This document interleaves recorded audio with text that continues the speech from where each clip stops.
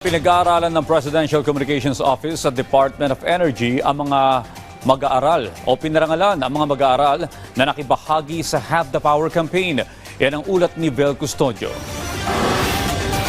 Ginawaran ng parangal ng Presidential Communications Office at Department of Energy ang ilang piling mag-aaral na nakibahagi sa Have the Power campaign. Layon ng patimpalak na ipaalam sa mga mag-aaral ang kahalagahan ng energy conservation sa pamamagitan ng comic strip, animation at short film.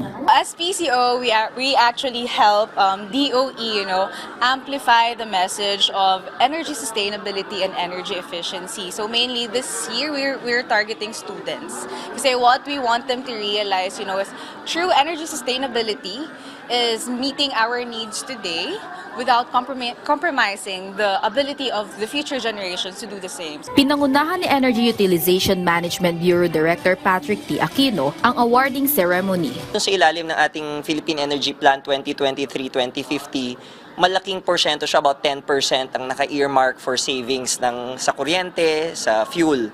So yun rin ang naka-align dito sa ating ambisyon natin 2040. Tataon rin siya, magda-dovetail siya sa ating National Energy Consciousness Month na sineselebrate natin tuwing Disyembre, kung saan ang focus ng mensahe ng ating pamahalaan is yung masinop at efficient na paggamit ng enerhiya. 30 paaralan ng kalahok sa You Have the Power contest, kung saan kabilang sa mga itinanghal na kampyon sina John Menard Pamonag ng City College of San Jose del Monte para sa comic strip category, Ayoni Bianca Suyo ng Benilde Senior High School para sa animation, at mga kalahok mula sa Laguna State Polytechnic University Siniloan sa direksyon ni Shamira Espiritu para sa short film. Ipinakilala rin sa programa ang official mascots ng DOE na Pamilya Madiskarte. Sa ilalim ng hangarin ni Pangulong Ferdinand Marcos Jr., plano ng PCO at DOE na ipagpatuloy ang kanilang pagtutulungan para sa energy efficiency at conservation campaign. The government is committed to facilitating this change through policy support,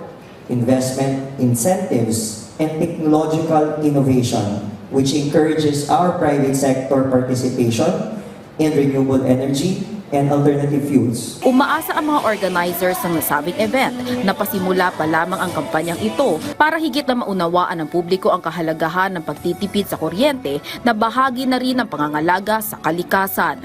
Vel Custodio para sa Pambansang TV sa Bagong Pilipinas.